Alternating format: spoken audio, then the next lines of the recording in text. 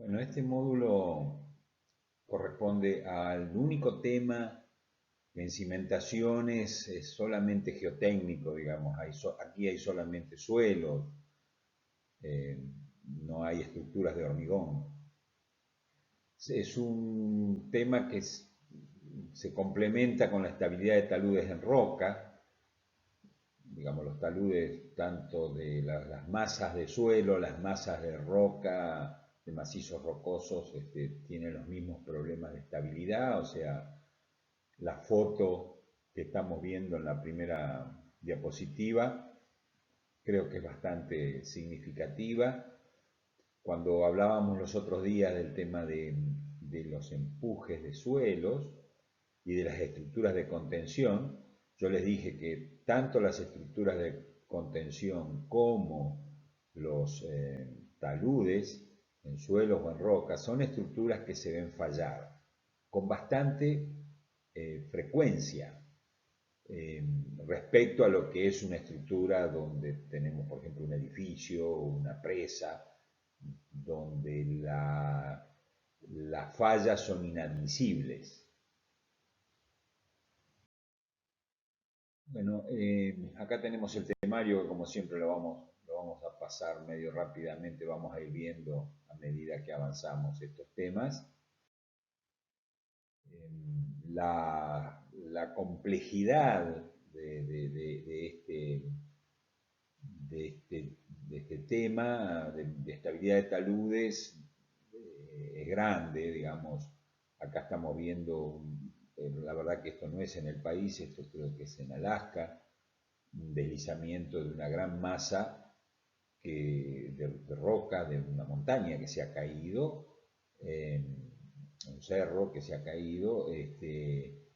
La verdad es que, bueno, lo que actúa, como siempre, contra lo que tenemos que defendernos los ingenieros es contra la ley de la gravedad, o sea, las fuerzas generadas por la gravedad, eventualmente un sismo, también acá las presiones neutras, o sea, la acción del agua influye mucho, pero la realidad es que en la naturaleza, si volviéramos a la Tierra, si sobrevivimos al coronavirus y volvemos a la Tierra dentro de 1 millón de años, si no hubiera movimientos de la corteza terrestre en las placas, tal como lo han visto ustedes en geología, que son las que levantan cordilleras, por erosión o por movimientos externos en la corteza terrestre, todo tendería a la curva de nivel de menor energía.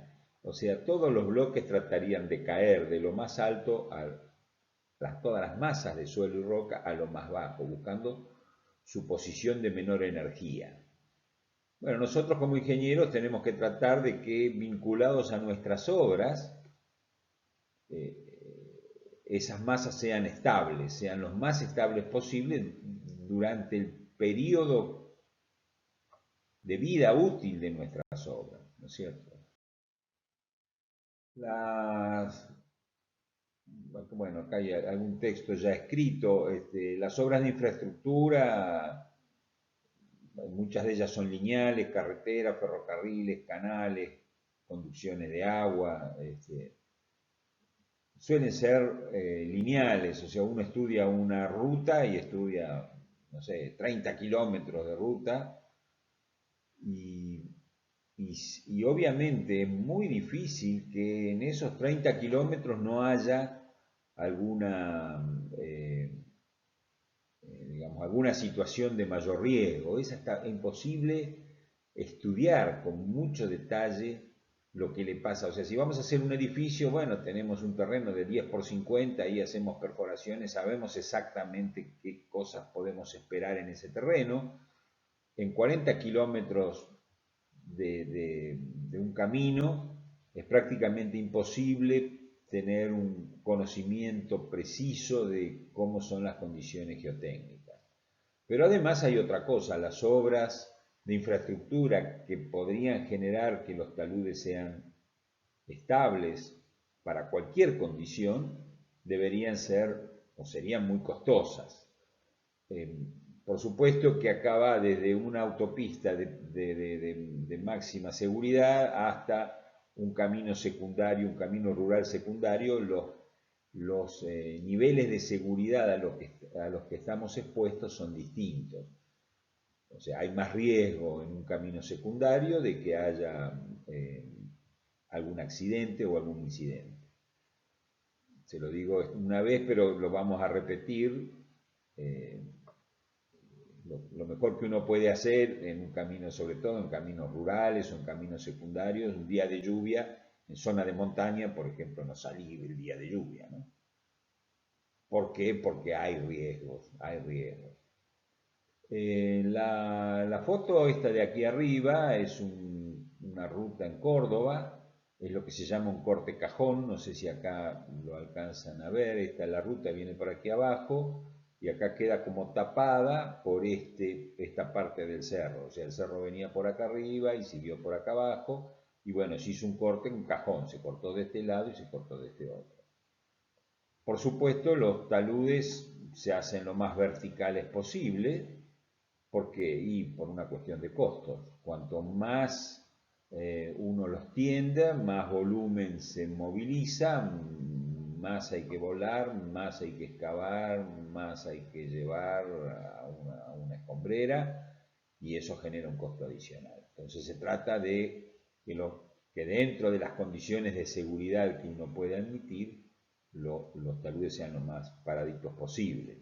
En este caso se ven cada una de estos escalones tiene unos 10 metros, es la altura habitual con que se hacen estos cortes, y esto más bien es una cuestión constructiva, después la vamos a ver, de hacer perforaciones para poner explosivos y hacer lo que se llama un precorte, y ir excavando por niveles, ¿no? O sea, se excava todo hasta este nivel, después se perfora, obviamente para perforar hay que dejar una berma para que la máquina pueda ingresar allí, se perfora, se ponen todos unos barrenos cargados con explosivos y se hace un nuevo corte y así se va bajando desde arriba, por supuesto desde arriba hacia abajo. Acá hay otra cuestión más que en los últimos años se ha manejado mucho, se ha impuesto, digamos, en todas nuestras obras de ingeniería, que son los conflictos ambientales. Nosotros cuando yo empecé a dar estas clases, no sé, hace 30 años no hablábamos de cuestiones ambientales, no nos preocupaban a los ingenieros las cuestiones ambientales. Hoy sí, y bueno, entonces tenemos que tener taludes que sean compatibles con el medio ambiente. Esta foto inferior es lo que se llama un talud con hormigón proyectado o con gunita. En algún momento lo hemos ya comentado esto en Fetengue y también creo que en Cimentaciones algo dijimos. Esto es un material como un hormigón que se proyecta con una relación de agua-cemento muy baja, con un acelerador de Fraue y de resistencia muy activo, que hace que el material se proyecta contra la pared y allí quede y rápidamente toma resistencia. Entonces vemos como si fuera un tabique de hormigón, por supuesto, en capas de 5 centímetros se hace y uno puede poner la cantidad de capas que quiere. Acá lo que se ve es que tenemos, esto es protección de la roca nomás, o del suelo, y estas son vigas de hormigón, pueden estar hechas también con hormigón proyectado, a las cuales o sea, tienen mayor espesor, están armadas, y a las cuales aquí se han puesto anclajes para, como habíamos visto también en submuraciones, en empujes, en la parte de entibamientos, estos anclajes le dan resistencia al talud. El hormigón proyectado en sí, capas de 30 centímetros, si esto tuviera, qué sé yo, 20 metros de altura, una capa de 30 centímetros de hormigón no le hace nada. Lo que sí hace es evita la alteración del suelo, la alteración de la roca, la erosión. Pero desde el punto de vista estructural ya vamos a ver que no tiene ninguna incidencia. Bueno, esta foto, si bien son antiguas, sobre todo esta, me acompaña desde hace muchos años, creo que es la primera foto que mostré yo cuando empecé a hablar de estos taludes en roca. Nosotros vamos a centrarnos aquí en suelos, pero la problemática general la vamos a ver para suelos y para rocas. Este es un camino, es la ruta 40 en la provincia de Santa Cruz, para que tengan una idea de la altura que tiene esto. Acá vemos un cartel de los que hay, no cartel, una señalización de las que deben tener unos 3 metros de altura, más o menos las comunes que hay en las rutas. Bueno, este específicamente es el que muestra peligro bloques cayéndose, ¿no? Acá siempre digo lo mismo, es cuando uno se aleja del borde y se pone en peligro de que venga un camión de frente, ¿no?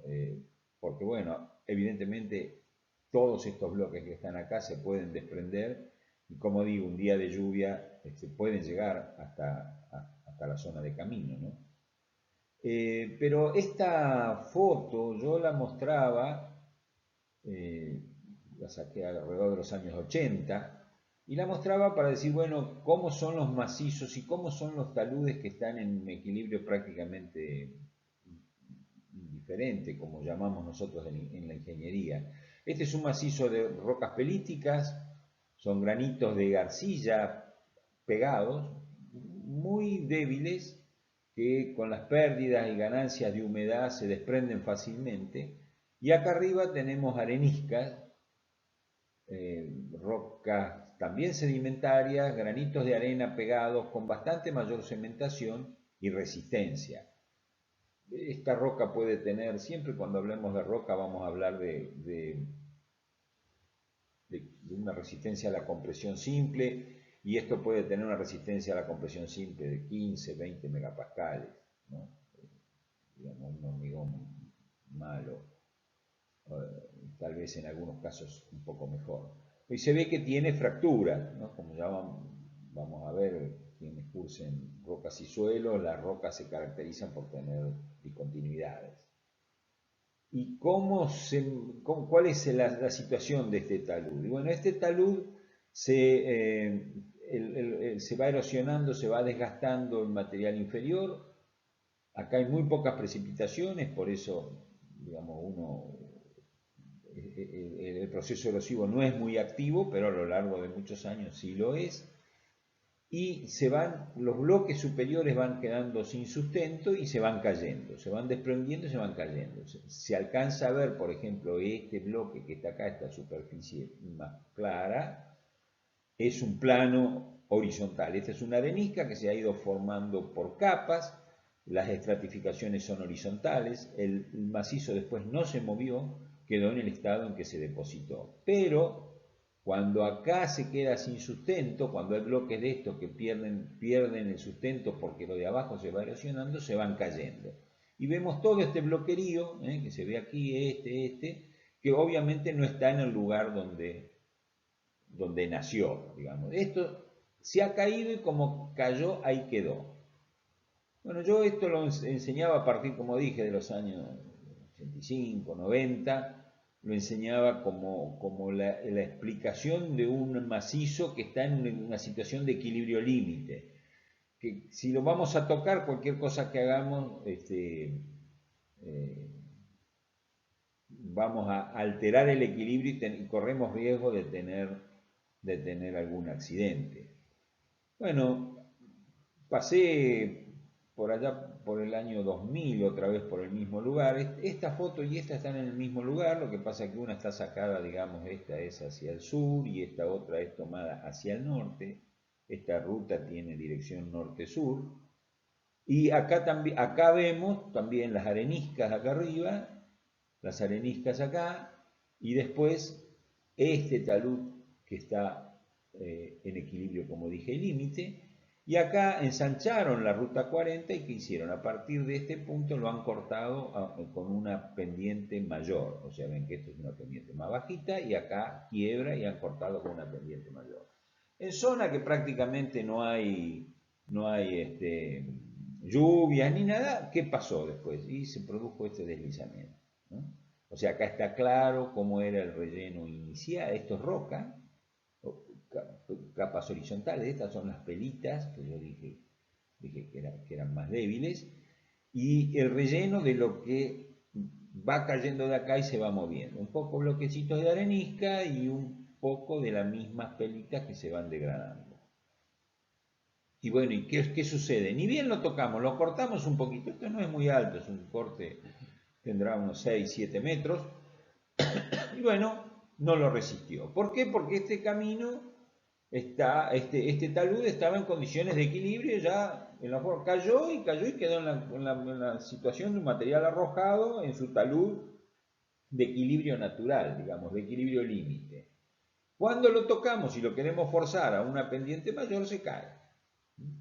Y acá, digamos, toda esta primera parte de estas clases, de este tema, van a estar orientadas a decir, acá vamos a enseñar a calcular la estabilidad de un talud, vamos a poner algo que llamamos factor de seguridad, que a nosotros los ingenieros nos encanta.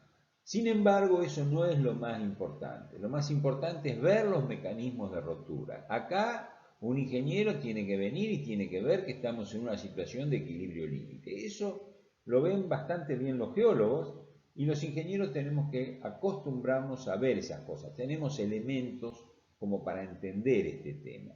Yo sé que si tengo que generar acá un talud, bueno, tengo que ser cuidadoso porque tengo que poner seguramente alguna medida adicional de seguridad para poder hacer este corte. En este caso, este deslizamiento, averiguando esto blanco que se ve es yeso y pareciera ser que, por lo menos eso nos habían dicho, que el primer deslizamiento de esta zona ocurrió precisamente por tareas de minería, digamos, a pequeña escala, que iba gente para sacar el yeso, iba cavando, sacándole sustento al pie de este deslizamiento, y así fue como empezó. Después, una vez que empezó, en cada lluvia se fue acelerando y llegamos a esta situación que esto tiene como 200 metros de altura, ¿no? Bueno, en este caso una situación parecida. También este es un médano bastante alto, muy cerca del mar, está ahí en Lima, es un médano costero, y aparentemente no estarían asociados a sismos, sino que estaría asociado a una tarea de minería, digamos, de pequeña escala, pero en forma desordenada, ¿no? Acá tenemos otra transparencia, digamos, donde vemos un ejemplo de libro donde el material que se desliza de acá arriba se deposita con un ángulo muy bajo. Estas son también pelitas, arcillas y limos poco cementadas, que con una lluvia, que acá hay muy poca lluvia. Esta foto está enfrente a la zona que vimos en la diapositiva anterior, donde había unas areniscas que están acá arriba, que son las mismas. Después las pelitas, que son las que acabamos de ver, lo que vimos en la foto anterior, y por acá pasaba el camino.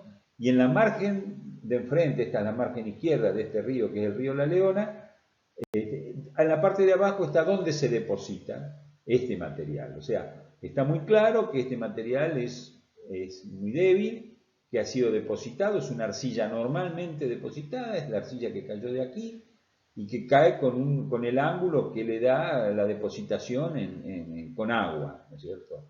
Cuando deciden pasar el camino de este lado, obviamente porque no lo quieren, acá parecería que uno podría pasar un camino, es una zona muy tranquila, pero claro, ¿qué tiene? Este material, arcilla, que se ha depositado con 6 grados, que se moviliza con cualquier otra lluvia que pueda haber. O sea, que acá no tenemos roca, está muy claro, esto es un cono, lo que se llama un cono de deyección, ¿no? De algo que baja desde acá arriba erosionándose y cuando pierde velocidad se deposita con un ángulo muy bajo que tiene que ver con su resistencia, material deleznable. Bueno, este es otro caso que siempre digo que tengo que buscar la foto anterior. Yo pasé por este camino, este es un camino en la ruta 9, la ruta panamericana, perdón, en Honduras. Y pasé un año que estaba un talud perfecto, estaba cortado en roca, un corte en roca perfecto, era al lado de un peaje, por lo tanto los autos se paraban ahí, se detenían y uno lo podía ver. Y pasé al año siguiente y me encontré con esto. Y bueno, es roca, acá tenemos roca sana, por supuesto no muy resistente, que se va alterando superficialmente y en algún momento se produce un colapso rápido. Después vamos a ver otros ejemplos de esto. Se produce un colapso rápido y esta roca, que cuando está en el cerro es una roca que luce como roca, obviamente la movilización desde acá arriba hasta acá abajo lo deja en estas condiciones. Quedan unos trozos de roca un poco más grandes y después todo material triturado. No es suelo, esto era roca que estaba en el cerro y que se vino abajo de repente. Probablemente pudo haber coincidido con alguna lluvia, ¿no? Pero son procesos de alteración superficiales que terminan de esta manera.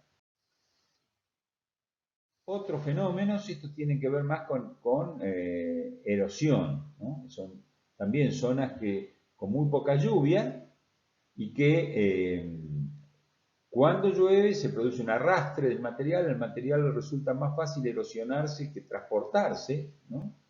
O sea que estas formas así de cúpulas de iglesias son características de zonas erosionables. Acá tenemos un suelo muy erosionable también, pero el río que va erosionando el pie hace que, fíjense, toda esta línea ha estado acá arriba, ¿no? Entonces se va perdiendo pie, va perdiendo el sustento y bueno, de vez en cuando los bloques se caen, después se van alterando cada vez más hasta obviamente desaparecer. Bueno, como dije, a lo largo de este tema, 2 o 3 clases, vamos a ver toda la cuestión de la estabilidad de los taludes y en esta lámina dan condiciones para que ocurran los deslizamientos, condiciones en el terreno, procesos físicos, procesos geomorfológicos, procesos humanos. Por ejemplo, excavación de la pata del talud. La pata le dicen la parte inferior. Si yo saco la parte inferior del talud, es lógico que se me caiga, ¿no? Carga en la cresta del talud. Si yo en la parte superior del talud hago una construcción y le agrego carga, por supuesto que estoy favoreciendo ese deslizamiento. Bueno, yo no voy a leer todo esto, lo van a leer ustedes. Cuando lean toda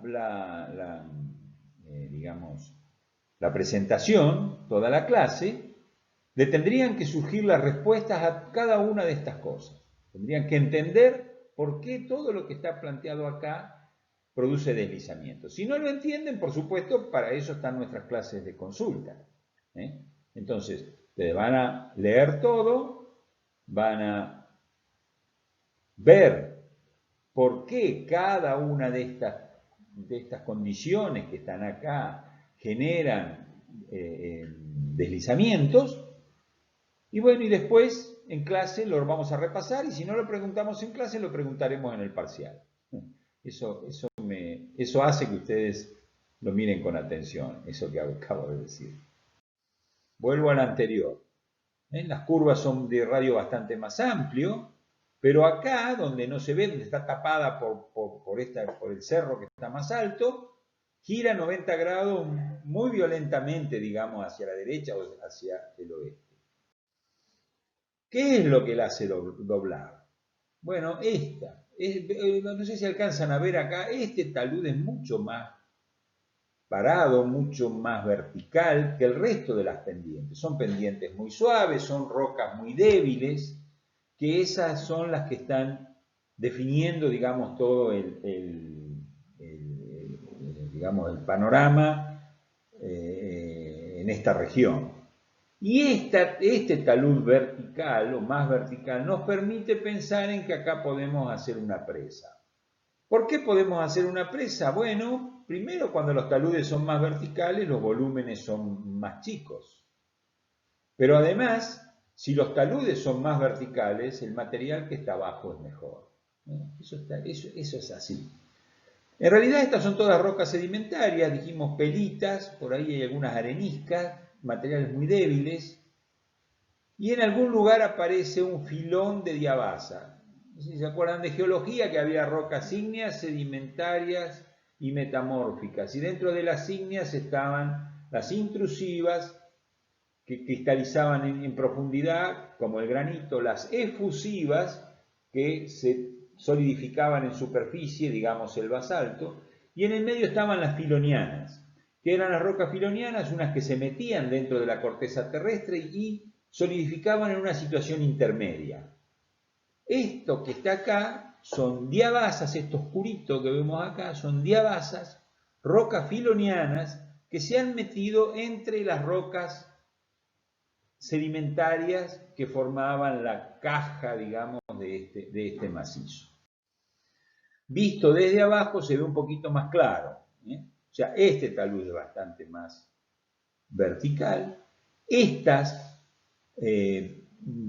rocas más oscuras son las diabasas, la roca ígnea, la roca que se metió ahí entre esta capa de arenisca o de pelita y la que está arriba, se metió la diabasa, interdigitando, así como si fueran dedos que se meten uno adentro de otro, y aparecen entonces estas capas de diabasa con las capas de pelitas y las capas de areniscas y de arcilitas también. ¿Qué le hacen a esas rocas que están tan próximas? Le producen un proceso de metamorfosis, o sea, las rocas que dijimos metamórficas, estas eran rocas sedimentarias que se transformaron en metamórficas. ¿Por qué? Porque esta roca incandescente que se metió ahí como lava, terminó cocinando, para decirlo de alguna manera media burda, todo el paquete y mejorándole la capacidad portante a todas las rocas que están aquí. No solamente la diabasa, que es la oscura, sino que la roca pelítica, que en realidad es una roca más débil, por este efecto de metamorfosis ha mejorado su capacidad. Ahora estamos viendo lo mismo con más luz desde arriba. El río viene por acá, se choca acá para la derecha y sigue por aquí hacia el oeste, dijimos, y después que pasa esto vuelve a seguir hacia el sur. Y acá vemos el filón. Ahora está más claro. Este filón está más claro, digamos. Está más claro porque eran rocas oscuras. Igualmente siguen siendo oscuras. Pero está claro que esto es una cosa. Son rocas más débiles, con pendientes más suaves. Y acá se metió algo, entre la roca se metió algo que, además de mejorarle las propiedades de lo que está cerca, esto es una roca ígnea. Como si fueran los adoquines de granito que tenemos en la ciudad de La Plata. Nada que ver con el resto. El río viene por acá abajo, ahí metido entre esto más oscurito y esto más amarillito, por ahí abajo pasa el río, choca contra esto y cambia de dirección. Pero acá se ve mejor a esta diabasa, se ve mejor la diferencia de rocas que hay. Esto, como digo, permite decir, bueno, vamos, el valle es más angosto, la roca es mejor, proyectemos una presa acá. Esa fue la idea.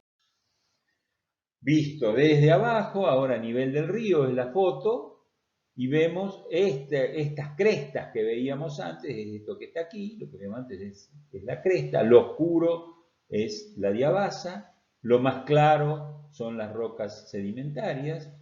En las diabasas los taludes son más verticales, ¿por qué? Porque es una roca de mejor calidad. Esto que vemos acá es un derrubio, es un material que se estaba excavando, acá se estaba haciendo una galería de investigación y se tiraba el material, el escombro que se sacaba de adentro, por eso esto es algo antrópico, como dicen los geólogos, ¿no? Que ha hecho el hombre. Por acá se ve también, hay unas máquinas perforadoras que se está perforando acá para investigar el suelo. En la otra margen, ahora el río venía por acá, se chocaba, esto está en la margen izquierda, o sea, arriba del filón de diabasa estamos parados, sacando hacia la margen derecha. El río choca contra esto y se va hacia el oeste, hacia allá, y después vuelve a irse hacia el sur.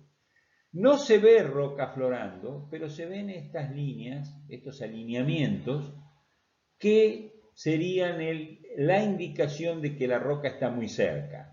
De este lado no hay diabasas, hay areniscas, pero hay algo de roca. Es un empotramiento mucho más bajo, pero la presa estaba proyectada más o menos hasta este nivel. Volvemos a la primera de esta serie, transparencia, y vemos, acá tenemos la roca más arriba, y acá abajo unas pendientes mucho menores. Estos alineamientos, estas digamos, como crestas que hay acá y que hay acá, estarían diciendo que la roca está muy cerca, que la roca está muy cerca. Vemos ahora aguas abajo, la foto anterior estaba tomada en esta zona, ahora vemos hacia aguas abajo y aquí aparecen, ¿sí? Estas son areniscas y acá aparecen estos lineamientos de roca, o sea que acá la presa proyectada estaba apuntando a estos lugares, ¿no?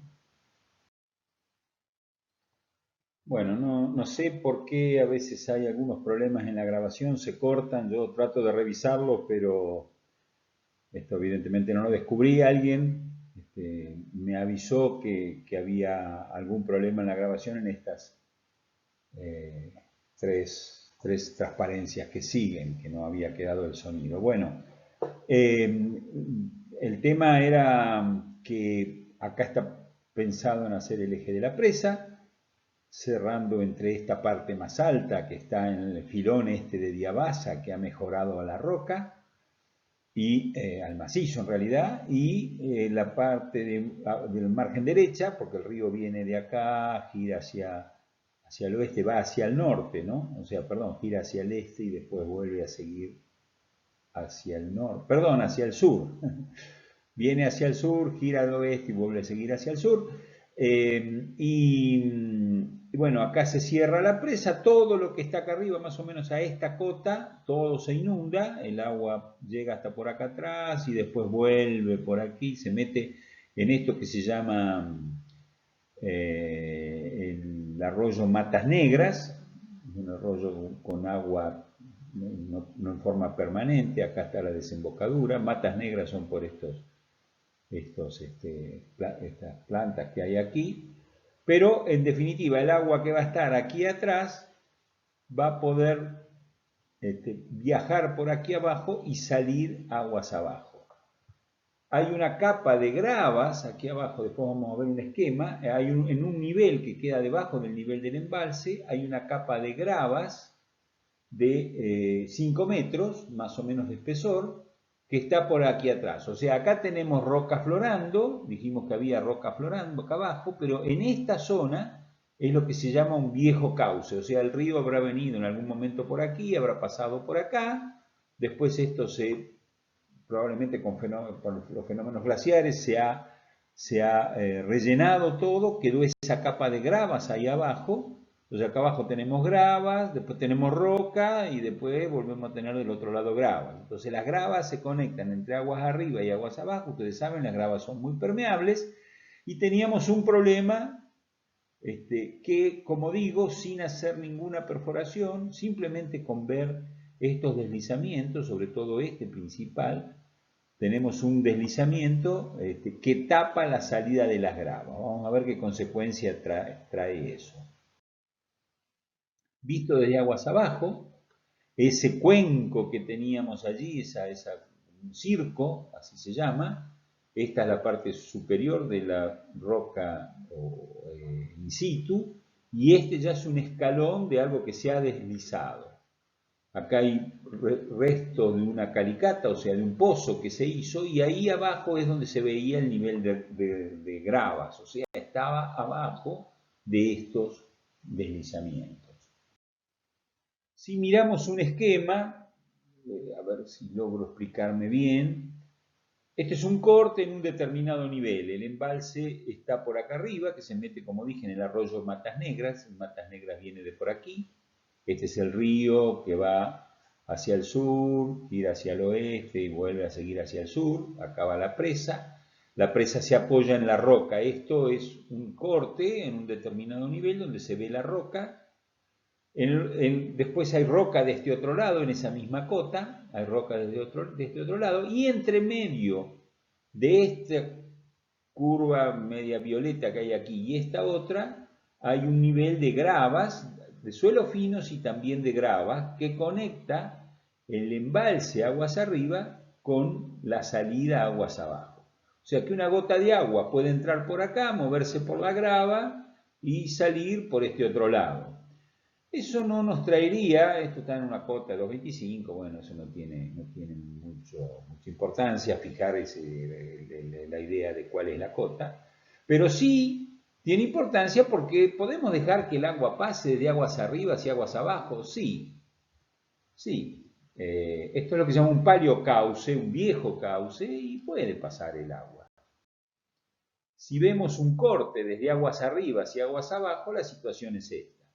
Tenemos en esa zona de ese paleocauce, todo esto es suelo, acá hay un deslizamiento, acá están las gravas, y entonces, ¿qué pasa si tengo el embalse acá arriba y la salida acá abajo? Esto, por supuesto, está fuera de escala porque esta altura, mejor dicho, está, no fuera de, sí, fuera de escala, pero tiene dos escalas diferentes, está como se llama sobrealzado el perfil.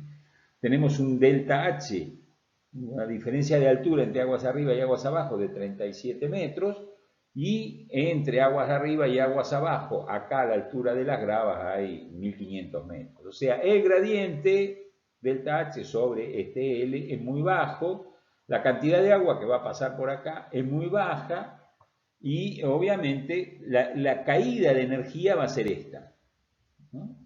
Uno supone que puede ser lineal. Con esta caída, que es el gradiente, es esta pendiente, la pérdida de agua sería prácticamente despreciable. Pero estos deslizamientos que han ocurrido aquí, que se ven superficialmente, tapan esa salida de grava, y si se tapa la salida de grava, ¿qué pasa? Bueno, la piezométrica ahora va a ser esta roja, y o sea, que aquí en las gravas vamos a tener prácticamente la misma altura de carga de agua que la tenemos en el embalse, y va a caer muy rápidamente con un gradiente muy grande. Es como ponerle un tapón a un caño, ¿eh? Acá tenemos un caño que es la grava y le ponemos un tapón de arcilla a la salida. ¿Qué va a pasar? En mucha presión. En definitiva, es como si pusiéramos una presa acá de algo que no hemos controlado, que no hemos manejado, y obviamente lo que puede ocurrir es que se produzca una rotura, un sifonaje violento de esto, movilizando el suelo que está tapando a este caño de grava por el cual sale agua. Bueno, por acá estaba el acceso a la central, no entré en detalles del proyecto, pero obviamente uno no podía dejar estas condiciones, esto de esta manera. O sea, ¿qué era lo que había que hacer? Había que excavar acá, o por lo menos que es lo que se pensó, excavar aquí, romper este tapón, poner unos drenes de gravas, para que la salida sea tranquila, digamos, con esta pendiente.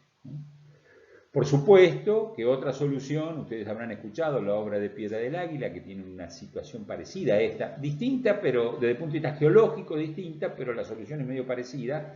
Y ese paleocauce, en ese caso donde la caída de agua entre aguas arriba y aguas abajo es bastante mayor, allí se pensó en impermeabilizar esto, poner aquí una impermeabilización, un muro colado y cortinas de inyecciones.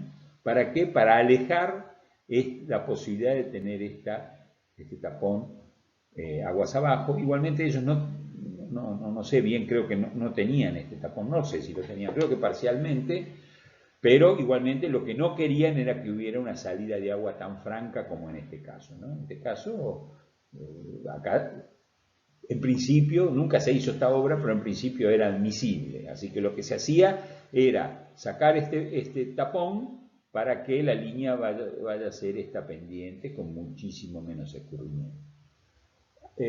Bueno, ¿cuál es la explicación o la moraleja de esto? La geomorfología, haber visto que acá había un deslizamiento que cambiaba las condiciones y nos ponía en una situación, de riesgo, de cierto riesgo para la obra, fue descubierto simplemente mirando la geomorfología, mirando las formas de los deslizamientos, ¿no? Y entendiendo el problema. Bueno, ahora empezamos con otros temas. Voy a pasarlas más rápido a estas, porque Les vamos a acompañar dos documentos. Este que es el artículo original de Goodman y Kiefer. Kiefer era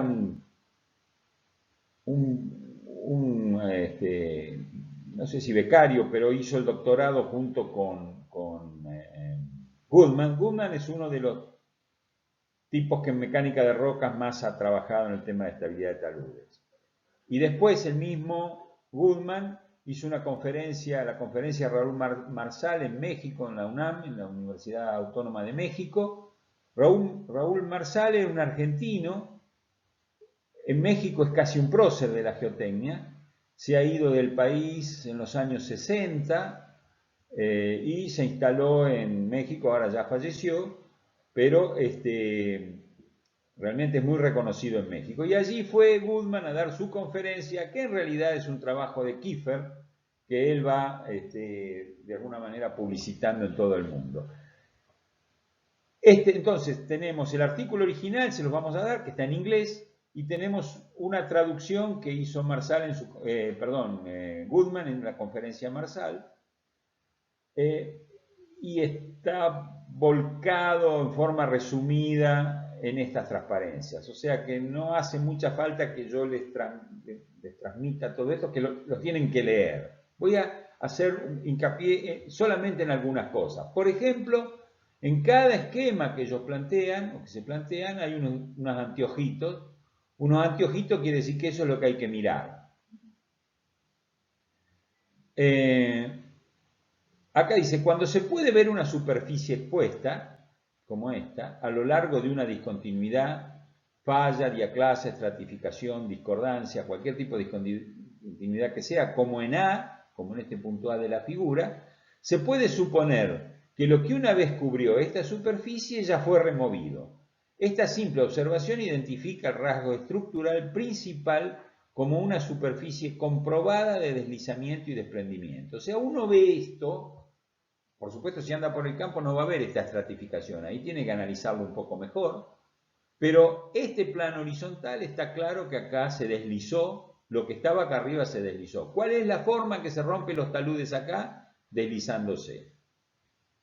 En esta otra, que es parecida, la facha exterior es parecida y también planitos, pero el hecho de que estas discontinuidades verticales estén más juntas hace que estos bloques sean más angostos y más altos. Estos son más anchos y más bajos, estos deslizan y estos vuelcan.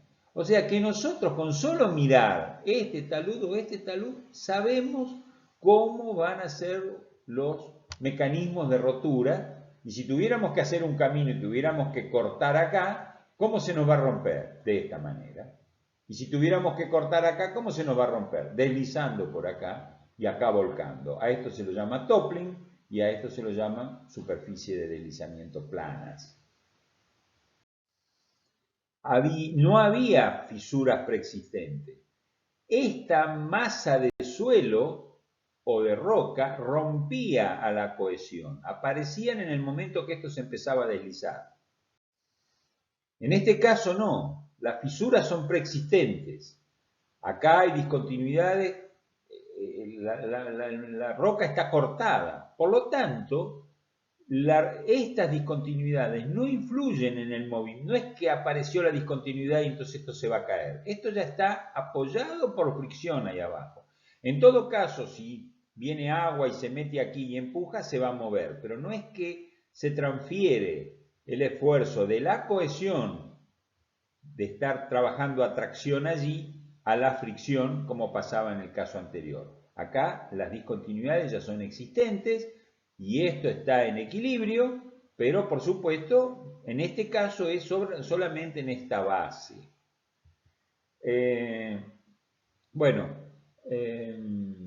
Goodman desarrolló toda una teoría de los bloques que traban la rotura de todo un talud. Es una teoría no muy difundida, en un momento sí parecía que todo iba para ese lado, pero que ahora, digamos, no ha habido mucha gente que lo ha seguido en ese sentido, del bloque clave. Por eso le pone la K del alemán, viene esto, que yo saco este y después se me puede caer todo lo demás. Este es otro caso muy parecido.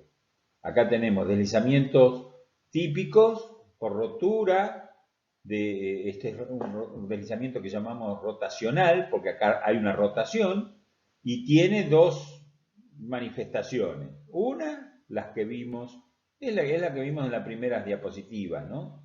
La escarpa superior y el plano de despegue inferior. En nuestro caso esto era que se deslizaba y seguía hacia abajo, ¿no? O sea, llegaba hacia la parte inferior del río. Y en este caso, obviamente que ya acá tenemos discontinuidades preexistentes y este tipo de cavidades, obviamente que son un indicio de que acá esto se movió.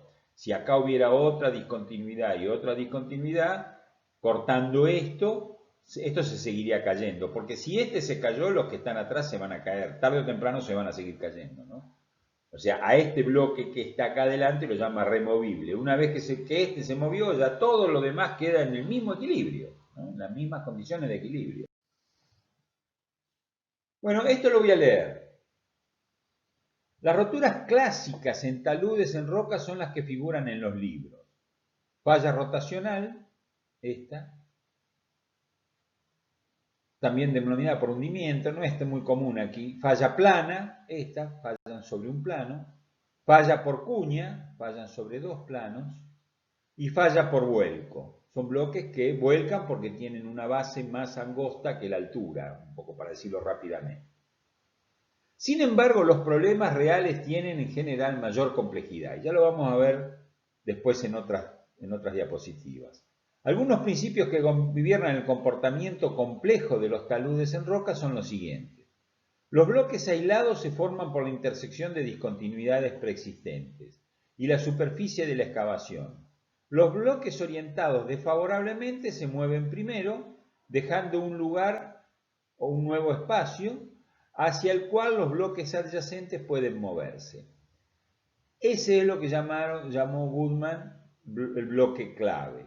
El deslizamiento a lo largo de una cara o de un borde de un bloque de roca que está orientado desfavorablemente ocurrirá si se cumplen las condiciones cinemáticas, o sea, tiene que haber posibilidades de deformarse. La condición más importante es que el bloque sea removible en el espacio excavado, implicando que la dirección de movimiento incipiente aflore o tenga salida hacia la excavación. Eso es lo que veíamos en el bloque triangular anterior. Si se impide el movimiento por deslizamiento, igualmente puede ocurrir el movimiento por rotación, que sería este. Por lo tanto, cuando las posibilidades de deslizamiento están impedidas debido a que los planos de deslizamiento no afloran hacia la excavación, pueden ocurrir mecanismos de vuelco, pandeo. Yo no estoy tan de acuerdo con el pandeo, después hay unos ejemplos que se aclara un poco esto, hundimiento del bloque o fallamiento por torsión. Los bloques incompletos que no estén totalmente cortados por el sistema de discontinuidades, que no están completamente aislados, podrían fallar cuando la formación de nuevas fracturas en la roca los termina de aislar, como la transparencia primero que vimos, de esa que al romperse la cohesión, la carga pasaba de la tracción por cohesión a la fricción en los planos. Bueno, acá otros casos, este caso también es bastante común, acá tenemos arena, que es permeable, que puede tener un nivel de agua por aquí, y acá tenemos también arena que tiene un nivel de agua por aquí. Este deslizamiento, que es un poco lo que les dije en el ejemplo este del río La Leona, donde el deslizamiento tapaba la salida de agua. Tapa la salida de agua, la presión llega hasta acá arriba, porque acá abajo teníamos agua que estaba saliendo hacia el río. Cuando este bloque se deslizó, que es impermeable, se deslizó y tapó a la arena que está abajo, acá se levanta presión y eso hace que el bloque se vuelva a movilizar. Lo mismo pasa en este caso. Otros casos de fracturas paralelas con ángulos mayores que el ángulo phi. Acá esto no se puede sostener si no hubiera cohesión acá, si no hubiera resistencia a la tracción. Y a medida que esto se va alterando, el corte del talud va avanzando hacia adentro, o sea, se va perdiendo. Eso era un poco lo que pasa en el talud ese que vimos en Honduras, donde dije cerca del peaje. O sea, este material se empieza a alterar y cuando se altera aparecen esfuerzos de tracción que cuando se supera, bueno, se produce un colapso.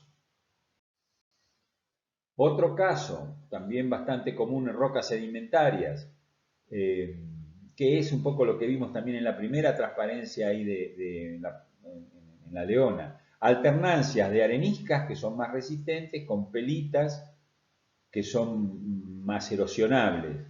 Se va erosionando, van perdiendo sustento, hay agua que se puede meter por acá y empuja, y esto termina, bueno, rompiendo todo el talud.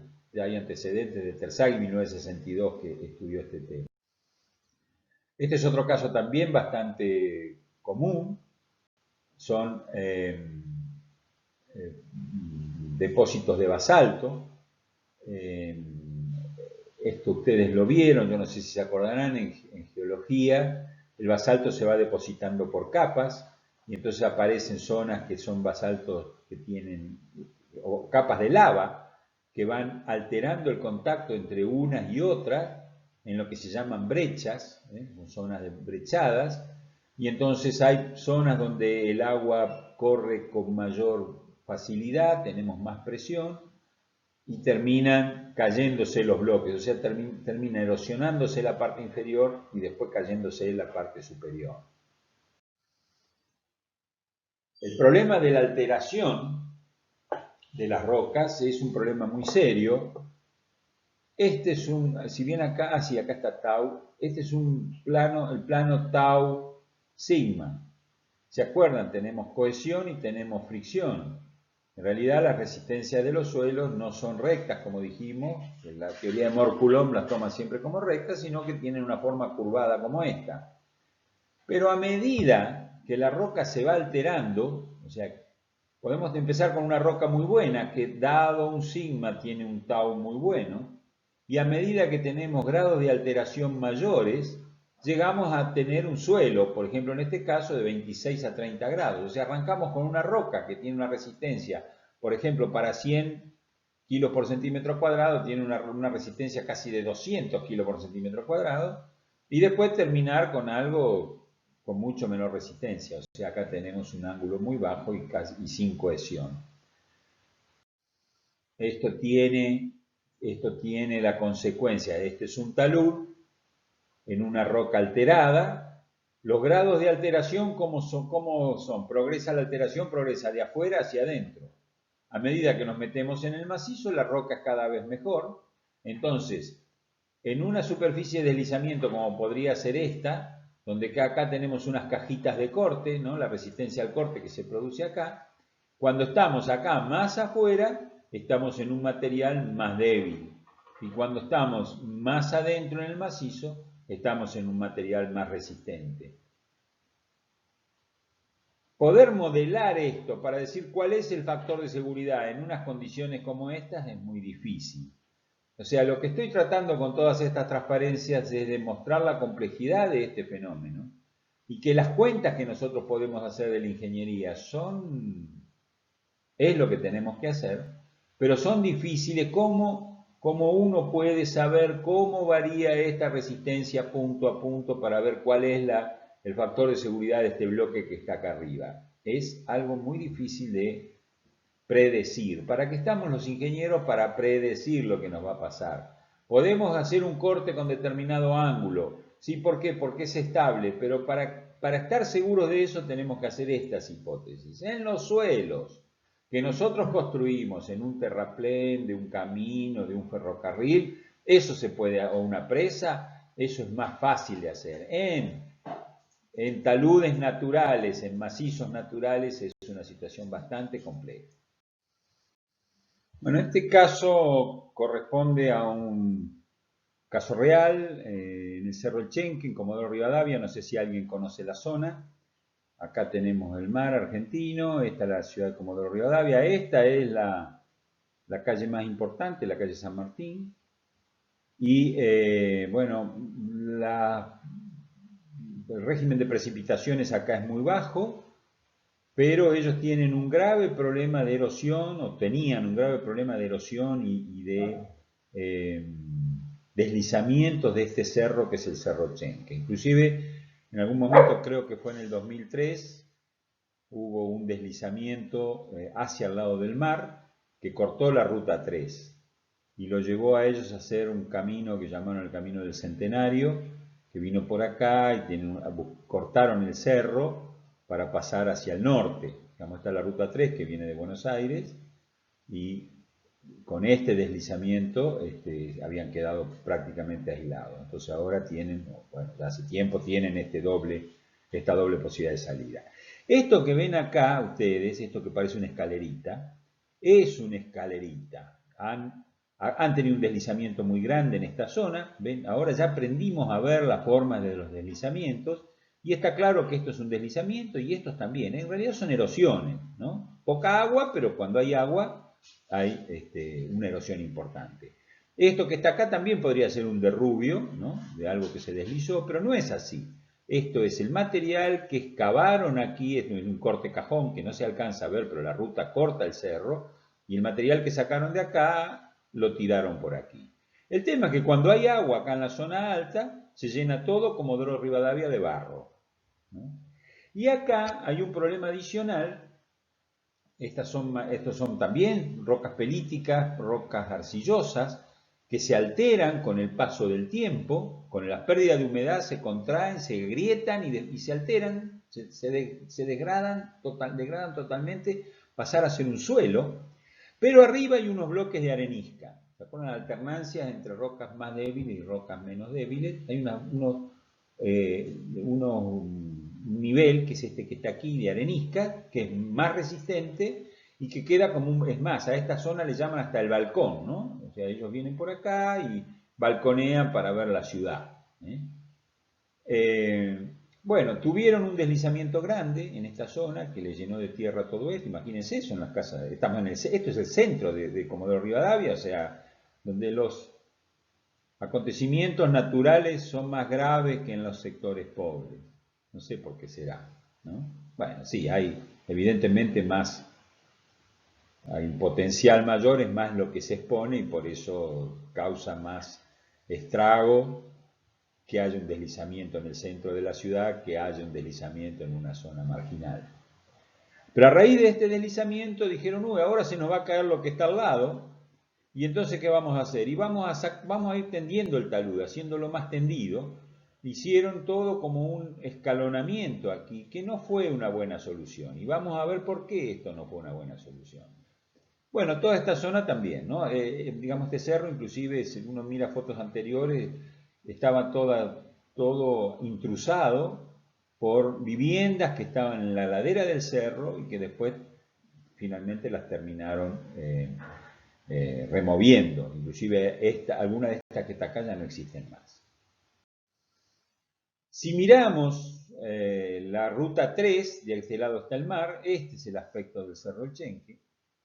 Este es el aspecto del Cerro Chenque en esta zona. Cuando dije que en el 2003 se había cortado la ruta fue porque se deslizó todo esto. Se erosiona la parte inferior y esto que es un poco más resistente. Acá están las areniscas del balcón que les dije, terminan deslizándose. Está bien claro que esto es un deslizamiento, esto no nació así. Todo este material deslizado y se llevó la ruta hacia el río, hacia el mar. Y la ladera sur, que es la que da a la ciudad, acá se ve el escalonamiento ese que les dije, que para mí no era, para mí, para varios que estudiamos esto, que miramos esto, no era una buena solución. Ahora vamos a ver por qué. Esta era una pared que cuando se excavó, una pared de roca que cuando se excavó era como ver un revoque de una pared, la pared que tenemos en nuestras casas. La roca era perfecta, pelitas, arcillas, granitos de arcilla cementado, que cuando pierden humedad se contraen y aparecen todas estas fisuras. Esto obviamente para dar una escala de cómo es esta fisuración. Y en pocos meses, cuestiones que a veces creo que esta no había pasado un año, hasta que se produjo este grado de alteración. Que como hablamos en una transparencia anterior, superficialmente es mayor, y a medida que si uno nos pudiéramos meter adentro del macizo, este grado de alteración va disminuyendo hasta que obviamente a un metro, un par de metros, la roca está en buenas condiciones. En 1900, cuando se descubrió el petróleo en Comodoro Rivadavia, esta era una foto de esa zona, ¿no? Baja precipitación, baja vegetación, este es el balcón de las areniscas, por supuesto el camino allá arriba no está, y esto se lo ve mucho más estable. ¿Por qué más estable? Porque nadie sacó la vegetación. O sea, primera cosa con la que protege a nuestros taludes es la vegetación. Acá la vegetación es rala, es muy pobre, pero también las lluvias son pobres, por lo tanto que es suficiente como para que esto esté estable. Ya sobre fines, o sí, en los años 80, empezaron a ver estos problemas. La ciudad se le empezó a meter acá arriba del cerro y empezaron a tener estos problemas, ¿no? Sacamos acá la vegetación, ahora no se, acá no se la ve, pero acá hay huellas de motos y más acá de cuatriciclos, más acá en el tiempo, ¿no? Y bueno, eso ha acelerado este proceso. La estabilidad de este cerro no es un problema de estabilidad mecánica. El problema de esto es de la alteración que se produce, que se genera cuando uno empieza a sacar el terreno natural. Cuando hacemos un corte como el que vimos anteriormente, que la roca se altera toda, se craquela toda y bueno, y va perdiendo resistencia. También visto hacia el lado del mar, acá vemos cómo estos son todos materiales deslizados y acá está muy claro, ¿no? Esto que está aquí era horizontal y estaba allá arriba, ¿no? Y en algún momento se deslizó, se llegó a la ruta y se fue para el lado del mar.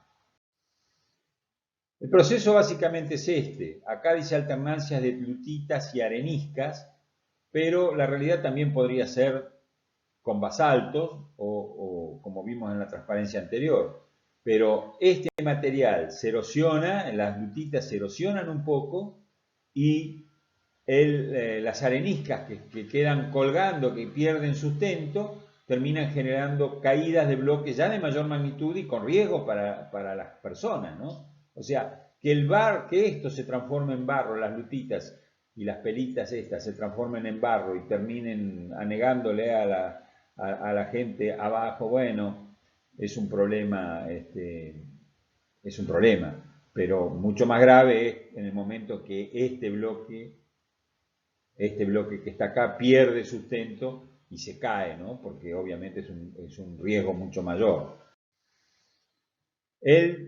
La solución terminó de poner este material, o sea, de excavar, sistematizar esto, conducir el agua y poner hormigón proyectado y ponerle drenes también a esto.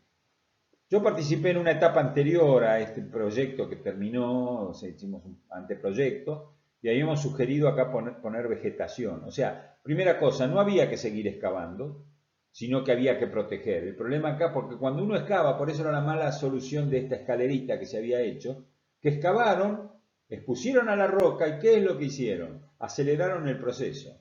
Entonces no hay que acelerar el proceso, hay que tapar, al revés, había que tratar de cubrir. En este caso decidieron cubrir con hormigón proyectado. Esto en algún momento había empezado yo a decir los temas ambientales. Hoy el hormigón proyectado no está bien visto. Si bien esta es una obra bastante nueva, creo que no tiene mucho, no debe tener más de 5 años, tal vez un poquito más. Ya a esta altura las protecciones de taludes con hormigón proyectado no tienen muy buena prensa.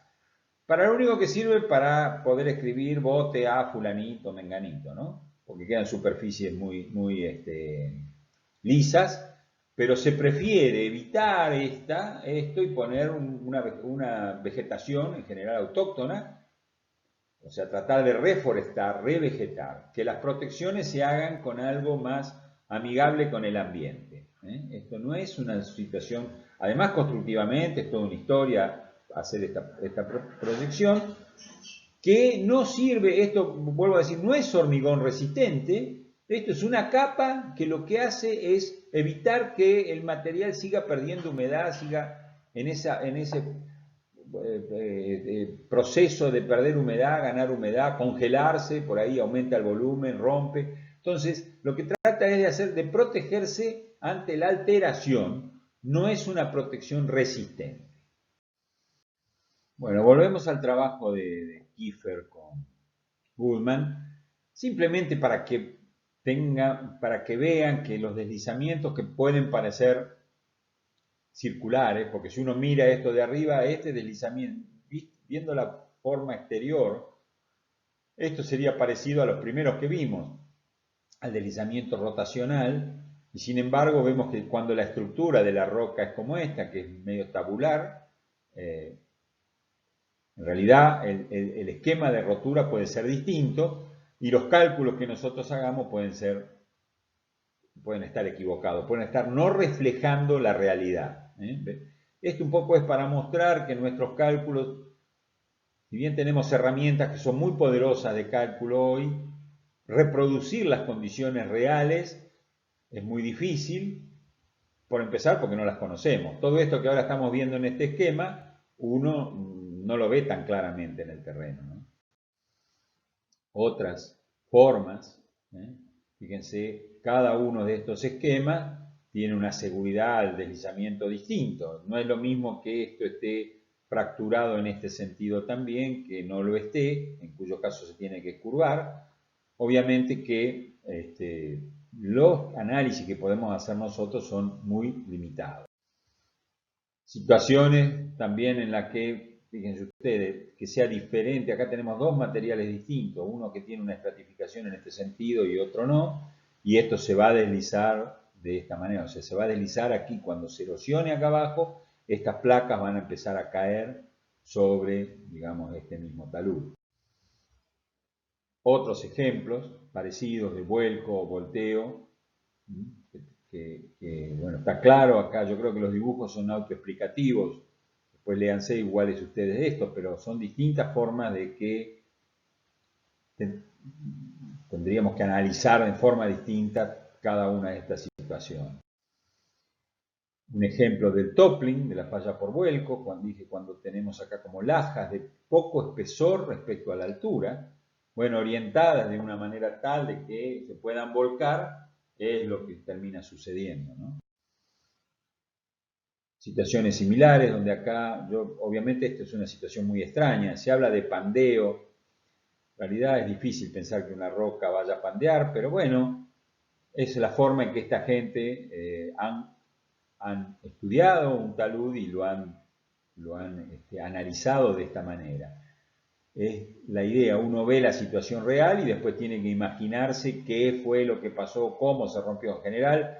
Seguramente cuando han ido a ver este talud, esto ya estaba roto y sin embargo llegaron a la conclusión que esto fue lo que pasó. Desde el punto de vista de la ingeniería está muy claro, ¿no? Desliza sobre este plano, ¿y por qué no deslizó antes? Bueno, porque se sostenía por por la resistencia, digamos, como puntal de estas lajas.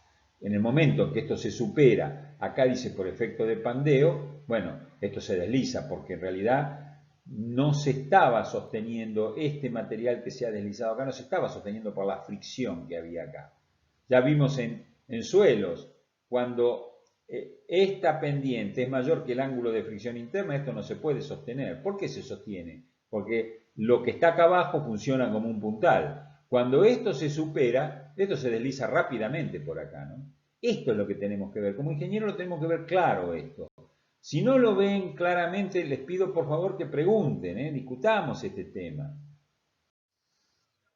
Situaciones similares, difíciles de ver también, pero es lo que está pasando. Lo mismo, el mismo caso anterior dibujado de otra manera. O sea, hay deslizamientos acá que superan la resistencia al corte, pero ¿por qué no se rompieron antes? Porque cinemáticamente no se podían romper. Debieron plegarse acá para darle posibilidad a que esto se mueva. Si no esto no se rompe por pandeo, como dice aquí, digamos, si no se rompe por compresión estas capas, esto no va a deslizar nunca. ¿Está claro?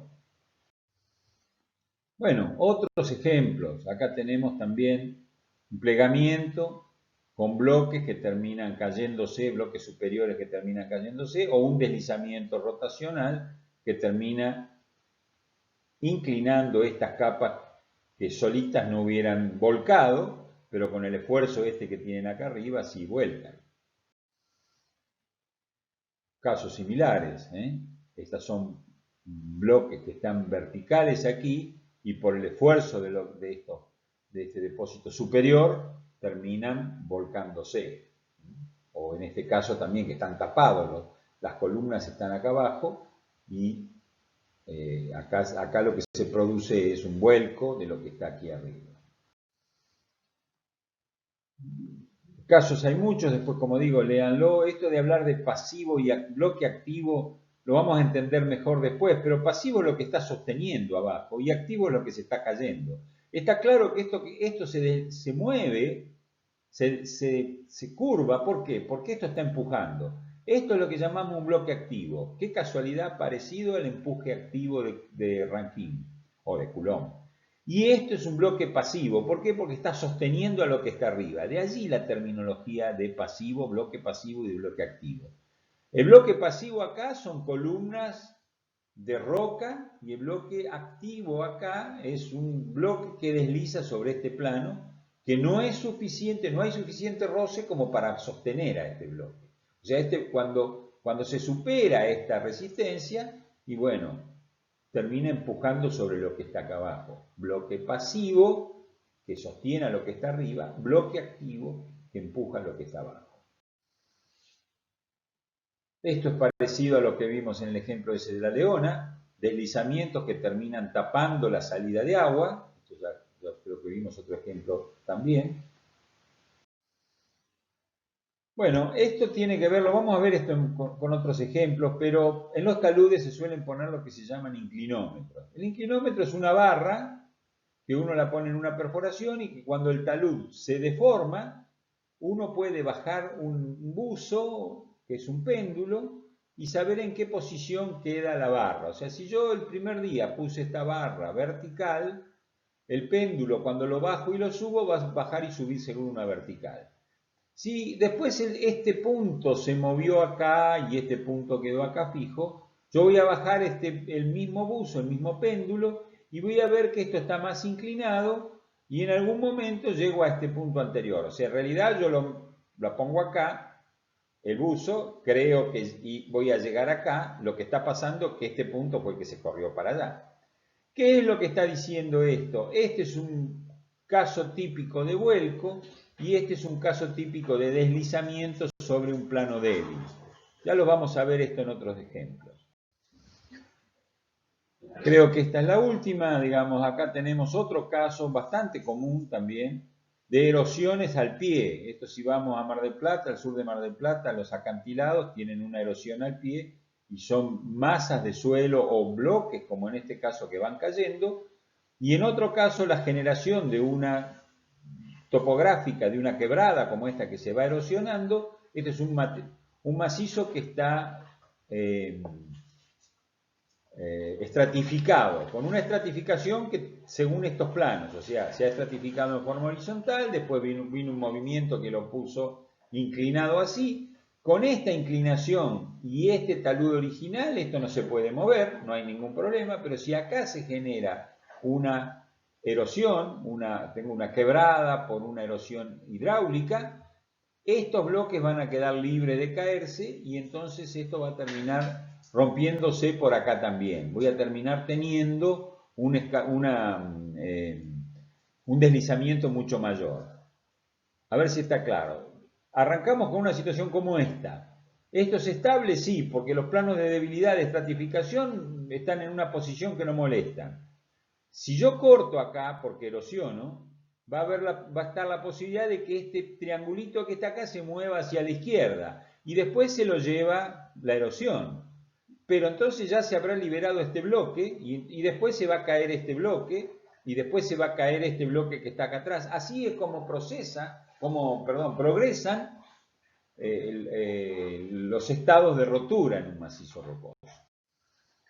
Bueno, acá terminamos. Esta es la bibliografía total de este tema. Vamos a seguir con algunas partes más.